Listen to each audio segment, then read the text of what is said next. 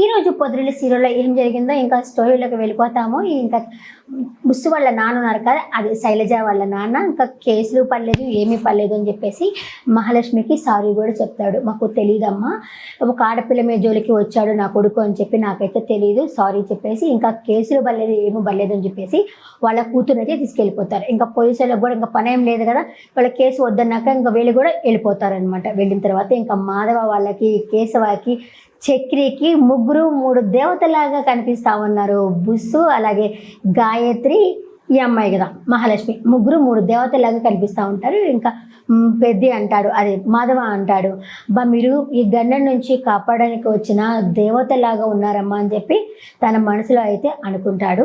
ఇక వెంటనే గాయత్రి వాళ్ళ అమ్మ వచ్చేసి గాయత్రిని రావే ఇక్కడి నుంచి అని చెప్పేసి తీసుకొని వెళ్ళిపోతుంది. కేశవ ఉండేసి థ్యాంక్స్ గాయత్రి అని చెప్పేసి తనకైతే చెప్పడం అయితే జరుగుతుంది. ఇంకా మహాలక్ష్మి కూడా హ్యాపీగా ఫీల్ అవుతుంది. నేను సూపర్గా నేను ఎపిసోడ్ అయితే ఈరోజు కూడా బాగానే ఉంది, ఈరోజు ఎపిసోడ్ హ్యాపీగా ఫీల్ అవుతుంది. ఇంకా గాయత్రిని వాళ్ళమ్మ ఇంటికి తీసుకెళ్ళి నువ్వేంటి అక్కడికి వెళ్ళేసి ఏదో గొడవ పడుతుంది చూసామా వద్దామా అని లేకుండా వాళ్ళకి సపోర్ట్గా ఎందుకు మాట్లాడుతున్నావు అంటే, అవునమ్మా మేనమామ కదా, మేనమామ వాళ్ళని వేరే వాళ్ళు వచ్చి అలా అంటే నేనైతే ఒప్పుకోను, నేను అందుకే మాట్లాడాను అని చెప్పి అంటుంది.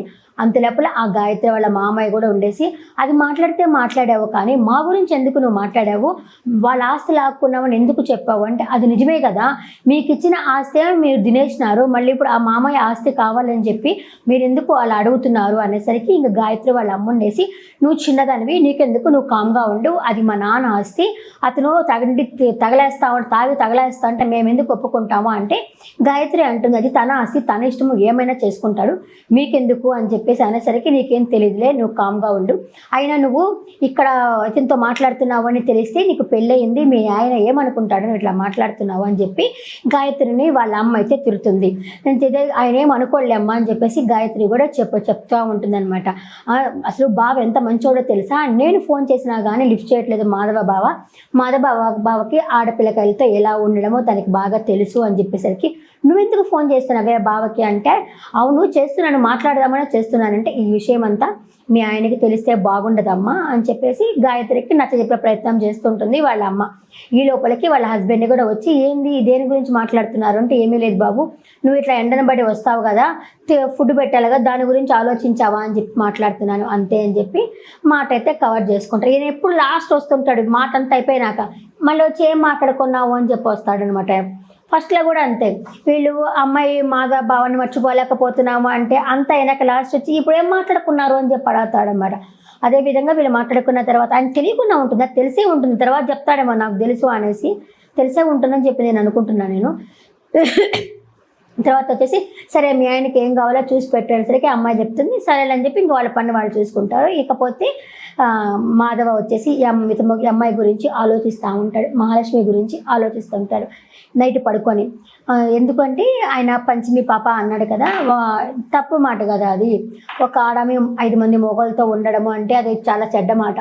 అది ఆ విధంగా పాకి మహాలక్ష్మికి బ్యాడ్ నేమ్ వస్తుందేమో అన్న ఉద్దేశంతో బాధపడుతుంటాడు. బాధపడి ఇంకా పక్కన ఉన్న కేశవాని అలాగే కన్నాని నిద్ర లేపుతాడు. లేపి లేయండి రా అని చెప్పి లేపి, ఇలాగా మనము వేరే ఇంటికి వెళ్ళిపోతాము, మన వల్ల మహాలక్ష్మికి చెడ్డ పేరు వస్తున్నది అంటే ఎక్కడికి పోదామన్నయ్య అని కేశవ అంటే, కేశవ కన్నా అడిగితే ఇంకెక్కడైనా పోయేసి ఇల్లు రెంట్ తీసుకుందాము అని చెప్పేసి మాట్లాడుతూ ఉంటారు. ఇదంతా చక్రి వింటూ ఉంటాడనమాట. వింటూ ఉండి లేస్తాడు. లేచేసరికి ఏంట్రా నువ్వు మేలుకొని ఉన్నావా అనేసి మాధవ అడుగుతాడు చక్రిని. మీరేమన్నా ఆవిడ కిలోమీటర్ దూరంలో ఏమన్నా మాట్లాడుతున్నారా, పక్కనే కదా, చెవులో కొస అని మాట్లాడుతూ ఉన్నారు, మీరా పక్క నుంచే మాట్లాడుతున్నారు కదా అని చెప్పేసి అంటాడనమాట. అనేసి ఇలాంటి ప్లాన్లు వేయబాకండి, ఇది అట్టర్ ఫ్లాప్ అవుతుంది ఈ ప్లాను. ఎందుకంటే మీరు వేరే ఇంటికి పోతామని చెప్పారనుకో, ఈ మహాలక్ష్మి కూడా హాస్టల్ చూసుకొని పోతుంది, ఇదంతా కుదరదు. ఎవరు ఇంతకి ప్లాన్ వేసింది అంటే కన్నానా అని అడుగుతాడు. చక్రి కాదు నేనే రా అనేసి మాధవ చెప్తాడు. ఇదంతా అయ్యే పని కాదన్నా, తను మహాలక్ష్మి ఈ ఇంట్లో ఉండేదే మీకోసము, అట్లాంటిదే మీరే వెళ్ళిపోతామంటే మహాలక్ష్మి ఎందుకు ఉంటుంది అని చెప్పేసి అడుగుతాడనమాట కేశవాని వాళ్ళని అడుగుతాడనమాట చక్రి.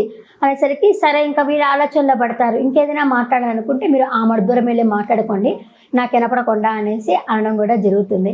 ఇంకా ఆ తర్వాత పెద్ద వచ్చేసి, ఒరే చక్రి నువ్వు వచ్చేసి మహాలక్ష్మికి ఎప్పుడు తోడుగానే ఉండాలా అని చెప్పేసి మాట్లాడేసరికి చక్రి అంటాడు ఆమెకి తోడు అవసరం లేదు, ఆమె ఒక ఝాన్సీ రాణి, ఇండిపెండెంట్ ఉమెను, ఆయన ఆ సురేష్ గారు అంతా పిలకంతోడు వాడిని కొట్టినా కొట్టేస్తుంది, అవసరం లేదు, ఆమెకి తోడు ఉండాల్సిన అవసరం లేదు అని చెప్పేసి మాట్లాడతాడు చక్రి. మాట్లాడేసరికి ఇంకా మాధవ్ వస్తే నువ్వు ఆ అమ్మాయితో ఎప్పుడు ఉండాలా కలవాలని చెప్పి అనుకుంటున్నావు కదా, అలాంటప్పుడు ఆఫీస్కి వెళ్ళడానికి తోడుగా ఉండమని చెప్తే నువ్వు ఎందుకు దాన్ని చెడగొట్టుకున్నావు అంటే అవును కదా అని చెప్పేసి అయ్యో సరే ఇప్పుడు పోయి చెప్పనా నీకు తోడుగా ఉంటానని చెప్పనా అని చెప్పేసి ఇప్పుడు చెప్తే తూ అని ఊస్తుంది అని చెప్పేసి మాధవ కూడా చెప్తాడు. ఆయన మంచిగా చెప్పాడు, అరే అమ్మాయి ఆఫీస్కి వెళ్ళినప్పుడు కొంచెం తోడుగా ఉండు, వచ్చేటప్పుడు పోయేటప్పుడు నువ్వు ఉండాలి చక్రి అంటే దాన్ని చెడగొట్టుకున్నాడు. అలాగే మిగతా విషయంలో కన్నా ఉంటాడు, మహాలక్ష్మి అడుగు బయట పెడితే చాలు ఎవరొకరు తోడు ఉండాలా అనే ఉద్దేశంతో ఆయన చెప్పాడు. ఈయన ఏదో వచ్చిరనే లాంగ్వేజ్లో మాట్లాడి పెద్ద పెద్ద మాటలు మాట్లాడి అర్థం కానట్టు మాట్లాడి చక్రి దాన్ని చెడగొట్టుకున్నాడు అనమాట. ఇంకా ఆ తర్వాత వచ్చేసి మహాలక్ష్మికి లేస్తుంది, నిద్రలేచినాక ఏదో చెప్పాలి అంటే రాత్రి మాట్లాడుకున్నారు కదా వేరేగా ఉంటామని చెప్పేసి ఆ విషయం గురించి చెప్పడానికైతే అడుగులు లేస్తారనమాట. లేచేసరికి చక్రి అంటాడు మా పెద్దని ఏదో చెప్పాలనుకుంటున్నాడు అంటే చెప్పండి పెద్ద ఏమైనా సరే చెప్పండి అంటే చెప్తాడు. ఇట్లాగా నీకు బ్యాడ్ నేమ్ వస్తున్నదమ్మా, అందుకనే మేమైతే వేరే ఇంటికి వెళ్ళిపోవాలి అనుకుంటున్నాము అనేసరికి ఈ ప్లాన్ వేసింది ఎవరు చక్రినా అని చెప్పేసి అడిగేసి చక్రిని అడుగుతుంది. ఎందుకు ఈ ప్లాన్ వేసావంటే నాకేం సంబంధం లేదు, ఈ ప్లాన్కి నాకు అసలు సంబంధమే లేదమ్మా అని చెప్పేసి అంటాడు చక్రి. లేదమ్మా ఈ ప్లాన్ నాదే, అందరూ తల ఒక మాట అంటున్నారు కదా అంటే అలా అనుకుంటే నేనే హాస్టల్కి పోతాను అని చెప్పేసి మహాలక్ష్మి అంటుంది. చక్రి ఇజులు కూడా వేస్తాడు ఆ మాటకి. ఇప్పుడు ఎందుకు మీరు ఇజులు వేసారు అంటే నేను ఏ మాట కూడా చెప్పాను మీరు హాస్టల్కి వెళ్ళిపోతారని, మీ మాట కూడా నేను రాత్రి చెప్పిన అన్నకి వినిపించుకోలేదే, వినరే నా మాట చెప్తే వినలేదే అని చెప్పనేసరికి ఇదంతా అయ్యే పని కాదు, మీరు ఇక్కడే ఉండండి అనేవాళ్ళు అంటూనే ఉంటారులే అని చెప్పి మహాలక్ష్మి పెద్దకి చెప్పి ఒక గాడిద కథ కూడా చెప్తుంది. వేరే వాళ్ళు గాడిదను తీసుకొని తండ్రి కొడుకులు వెళ్తూ ఉన్నారు. కొంతమంది ఏమన్నారు గాడిద పోతా ఉంది కదా గాడిద మీద ఎక్కి పోవచ్చు కదా అని కొంతమంది అన్నారు. కొంత దూరం పోయిన తర్వాత అదేంటది గాడిద మీద ఇద్దరు గాడిదలు ఎక్కిపోతున్నారు ఏంటి పాపం దానికి నొప్పి కదా అని కొంతమంది అన్నారు. మళ్ళీ ఇంకో కొంచెం దూరం పోయిన తర్వాత ఇంకొక మాట అన్నారు. అంటే లోకులు కాకులు మనం ఏం చేసినా ఏం చేయకపోయినా అనేవాళ్ళు అంటూనే ఉంటారు అని చెప్పి మహాలక్ష్మి చెప్తుంది. ఇదైతే పక్కా నిజం అబ్బా.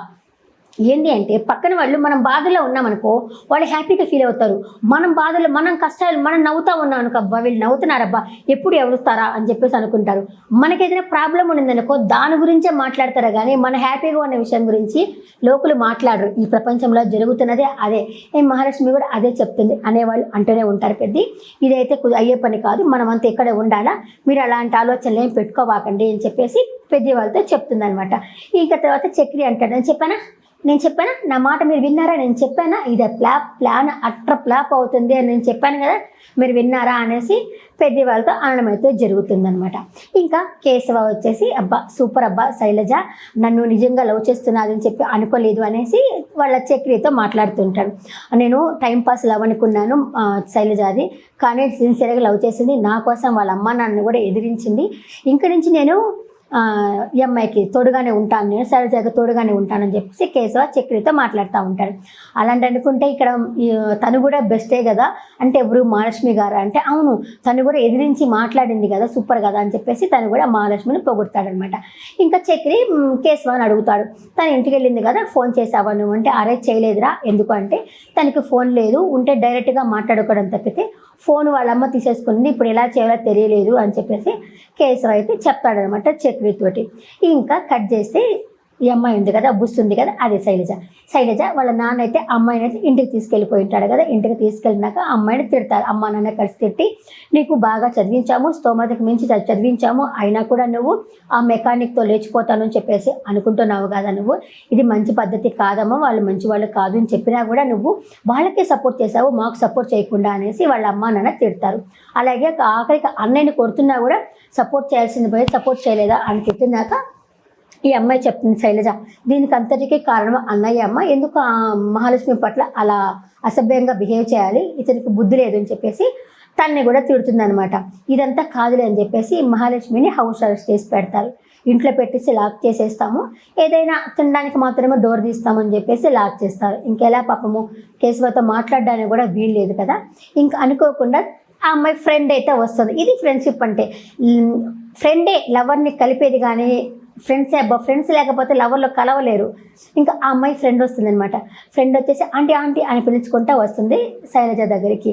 ఎక్కడ అంటే తను రాలేదు, కాలేజీకి రావడం లేదు, ఎగ్జామ్స్ దగ్గర పడుతున్నాయి, ఏం చేస్తున్నాయి అనేసరికి అమ్మ నీ అంత తెలివి మా కూతురికి లేదమ్మా, తనైతే మెకానిక్ లవ్ చేస్తున్నది అంటే, ఏంది మెకానిక్ లవ్ చేస్తున్నాదా అంటే, అవునమ్మా అని చెప్పేసి జరిగిందంతా చెప్తుంది.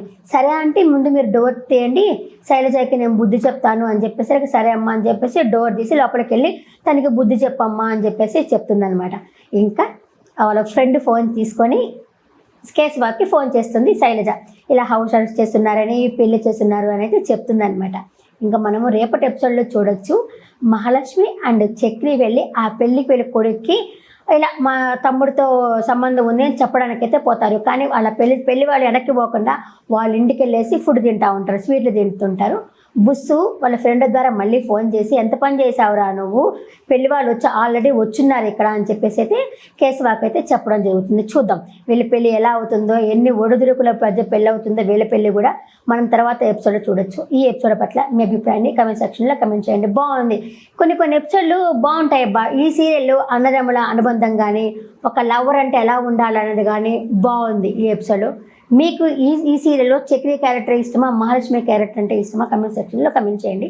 నెక్స్ట్ వీడియో మళ్ళీ కలుస్తాను. టాటా, బాయ్ బాయ్, నమస్తే.